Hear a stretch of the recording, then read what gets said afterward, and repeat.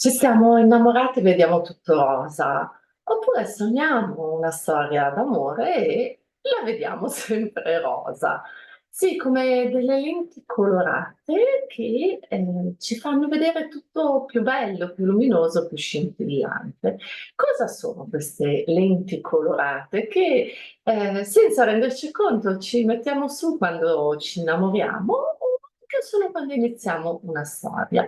Beh, sono le aspettative. Succede, avete notato, anche con una nuova amicizia in cui ci sentiamo subito così empatici, così coinvolti, o con un viaggio quando pensiamo al posto in cui andremo e è tutto incredibile e bellissimo, poi arriviamo lì, magari scende l'acqua rugginosa dal rubinetto, ci sono degli scarafaggi grossi così o banalmente anche solo le zanzare e questo posto idealizzato diventa concreto, diventa un qualcosa che ha dei limiti. Quindi anche nell'amore cosa ci succede? Incominciamo una storia e abbiamo delle aspettative. Le aspettative sono la nostra proiezione dell'ideale di questa storia nel futuro. Questo è un pochino sempre il problema che abbiamo tutti noi, di non vivere il presente, ma di proiettare nel futuro o alle volte nel passato. E le aspettative sono proprio un meccanismo tipico che le aspettative innanzitutto sono irreali, perché chiaramente noi vediamo tutto nella miglior forma tra l'altro che vorremmo noi. Magari il partner stesso ha delle aspettative, ma la sua miglior forma è diversa dalla nostra miglior forma. E quindi cosa succede?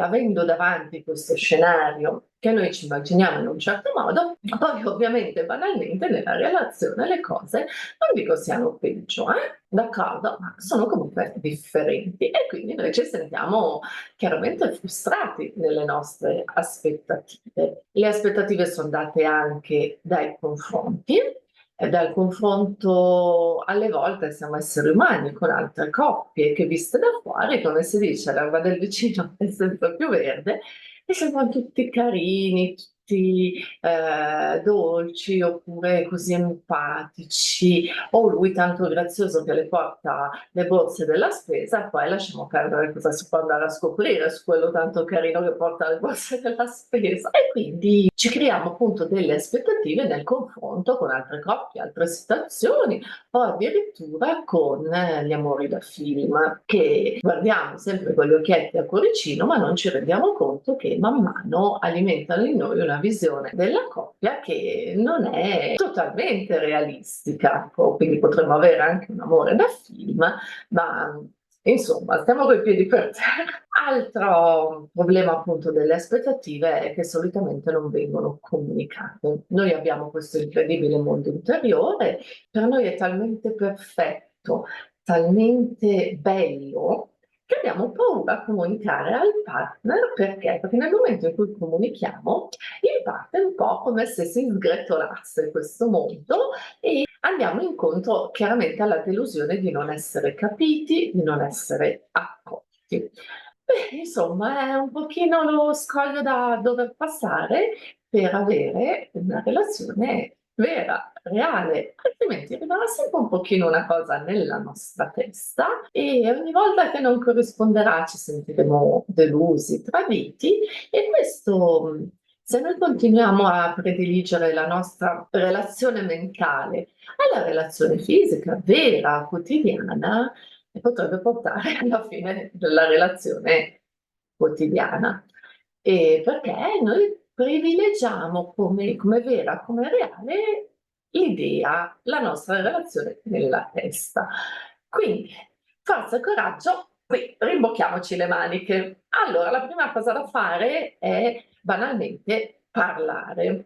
Tu hai delle aspettative, le comunichi e sai già che non verranno accolte tutte. Io dico sempre le cose le dici una volta, le dici due, le dici tre, alla quarta poi ti rompi. Ecco, questo è il rischio, che vengano comunicate delle aspettative, delle idee sulla coppia, coppia, anche solo come noi viviamo l'idea dello stare insieme e di là dal ponte non sia quello che vuole l'altra persona, che vuole in quel momento, magari anche solo. E quindi nella comunicazione in parte costruiamo, in parte distruggiamo. Questo non lo si dice mai, sembra quasi un tabù quando si parla di relazioni, di psicologia, il dire che la comunicazione distrugge. Cos'è che distrugge la comunicazione? Eh sì, distrugge l'idea che abbiamo noi nella testa. Perché spesso e volentieri siamo così restii a comunicare?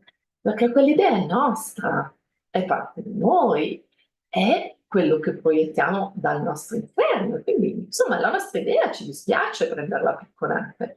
Però ecco, il confronto è questa cosa, la comunicazione è questa cosa, fare in modo che l'altra persona in parte possa prendere a picconate la nostra idea. Quindi cominciamo e facciamolo.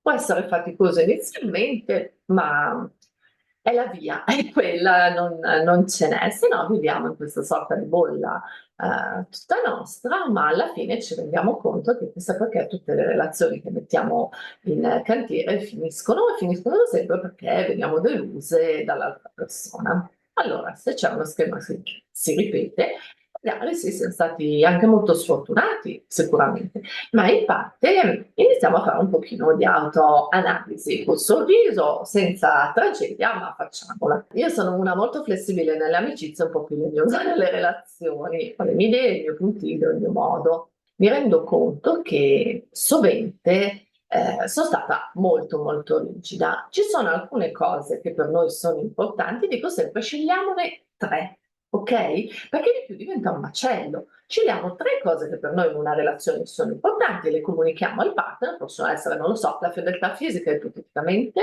oppure l'appoggio nei problemi, anche economico, voglio dire, quindi condividere eventualmente un progetto come può essere una casa che comporta un impegno economico, comporta un impegno di altro tipo. I figli, ci sono coppie che decidono serenamente di non avere figli e coppie in cui per una delle due parti o entrambe è molto importante, se è importante per entrambi, bene, se è importante per una sola delle due, cioè è una cosa di cui parlare, per cui scegliete tre capisaldi forti che possono essere una cosa pratica o una cosa del cuore o una cosa della mente e quelle tre comunicatele. Sulle altre, che sono meno importanti, cercate di essere un pochino flessibili. Se il partner è disordinato, voi lo vedete da subito che è disordinato. Se per voi l'ordine che regia una pulizia mentale, eccetera, eccetera, è fondamentale, cioè voi sapete già che con quel partner lì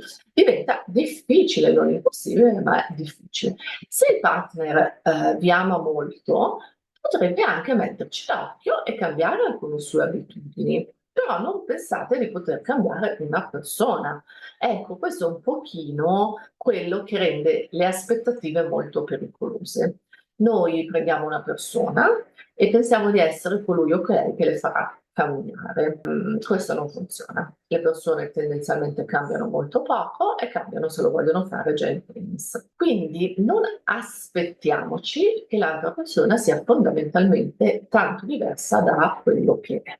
Al di là di chi racconta bugie, del narcisismo su cui ho fatto tanti video e che potete guardare perché è un tema interessante per avere un focus di che abbiamo davanti, dobbiamo essere realistici. Il realismo è quello che porta in avanti le relazioni, realistici sia su chi abbiamo davanti, sia sulle nostre aspettative, su quello che vogliamo noi. Alla flessibilità unirei il perdono.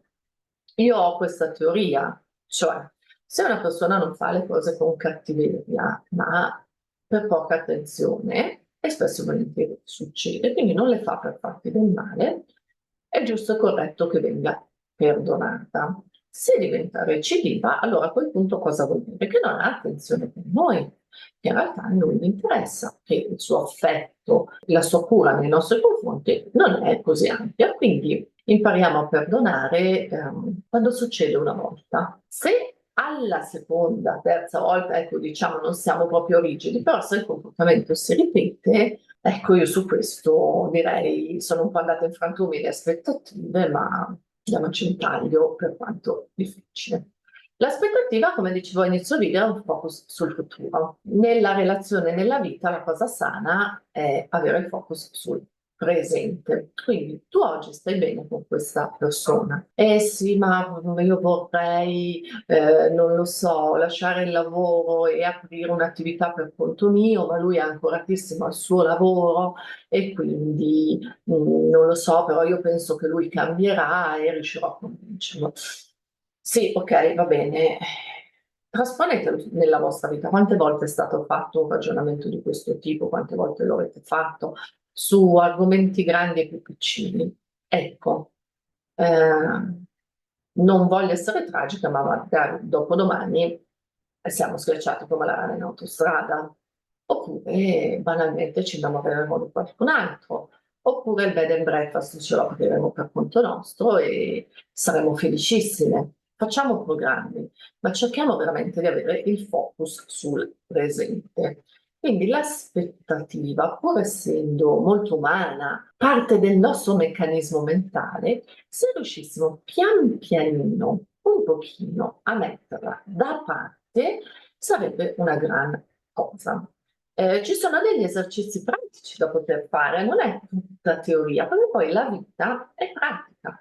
Dunque c'è chi ha provato la meditazione, chi pratica yoga, chi va a camminare, chi stacca dalla relazione facendo altre cose, quindi non lo so, il martedì con le amiche, cioè tutta quella serie di cose che ci resettano un attimo ad avere un focus troppo forte appunto sulla relazione, sull'essere persone equilibrate, ma soprattutto sul vivere nel presente. Quando senti che la tua mente va avanti, alle volte anche indietro, dicendo però all'inizio lui era tanto carino e adesso c'è un po' la chiavica, va bene, ok, però adesso questo è, quindi mugugnare su com'era o aspettarsi come sarà non serve. Quindi ogni volta che senti la tua mente che scappa via come un furetto impazzito, tu faccia attenzione, la prima volta sarà difficile, la seconda un po' più facile, poi ti verrà abituale, riacchiappa sto furetto impazzito e riportalo nel presente, a oggi, a ora. E questo ti servirà in 5.000 altre cose nel lavoro, nelle amicizie, nelle scelte, qui e ora. Costruisci sì, ma sì, qui e ora. È una cosa che sembra così facile, così banale ed è la più difficile e non riusciamo praticamente mai a fare. Quindi le aspettative lasciamolo fluire, viviamo oggi e oggi è quello che stiamo vivendo. Se avete delle domande sul tema delle relazioni in generale, sulle aspettative, piuttosto che su altri temi, il canale è aperto a tutti, quindi niente, scrivetele nei commenti e verranno assolutamente affrontate. Grazie, un abbraccio.